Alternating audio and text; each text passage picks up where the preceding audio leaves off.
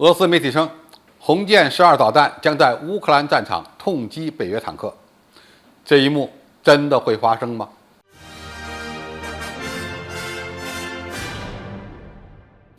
观众朋友、网友朋友，大家好，我是付先少。正在进行的俄乌冲突，俄军的钢铁洪流穿插攻击乌军的场面已经看不到了。一个最重要的原因是乌军的反坦克作战能力在西方反坦克导弹的加持下非常强悍。自开战以来，俄军的主战坦克损失的数量非常大，甚至不得不启用特62这样的库存坦克投入战场。就算这样，现在的俄乌战局也见不到坦克冲锋的场面，变成了炮战和步兵作战。反而是乌克兰在获得北约坦克的援助后，有可能组织起反击战。不过，俄罗斯的自由媒体网站认为，北约先进坦克也嚣张不起来，因为中国制造的红箭12反坦克导弹有可能让北约坦克燃烧。中国并没有向俄罗斯出口过红箭12导弹，怎么会有这样的说法呢？俄罗斯的媒体认为，中国的反坦克导弹正在国际军火市场将美国和其他北约成员国同类的武器赶下台。红箭12已经卖到了伊朗、阿尔及利亚、尼日利亚等国。这里面的含义是，红箭12最后有可能通过第三国进入俄罗斯军队。但是这种想法可能不太靠谱，因为反坦克导弹虽然有可能被倒卖，但是也说不好就一定会转交到俄罗斯军队的手上。俄罗斯本身就是反坦克导弹的研发生产大国，那么俄罗斯媒体为何认定红箭12才能让北约国家的坦克燃烧呢？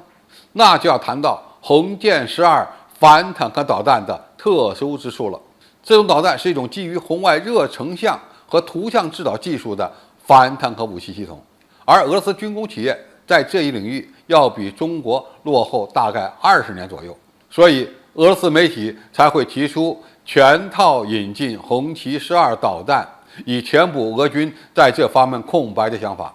相比于俄军现在广泛使用的线导式反坦克导弹，红箭12的最大优点包括这几方面。首先，它可以选择直接攻击或攻顶模式。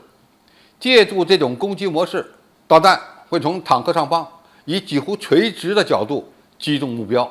这样的打击是任何一款现代坦克都抗不住的，它可以让坦克一发入魂。第二，红箭12导弹可以在封闭空间内发射，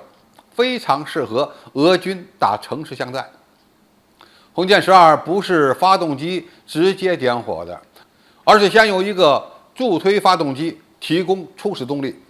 等导弹飞行一段距离后，主发动机才开始工作，然后导弹迅速爬升以攻击目标。所以俄军士兵可以携带红箭12在屋子里发射，从而大大的减弱被发现的概率，而且呢也会减少导弹发射时对自己所造成的伤害。就这点而言，红箭12就要比美国的标枪导弹厉害得多，安全得多。因为乌军的士兵反映，标枪导弹在房间内不能发射，一旦发射，自己就有可能被其尾焰灼伤。另外，标枪导弹造成的烟雾在室内呢也会久久不散。第三，红箭12导弹拥有红外成像能力，是一种发射后不用管的反坦克导弹，完全能够实现打了就跑。这是反坦克导弹的高端性能。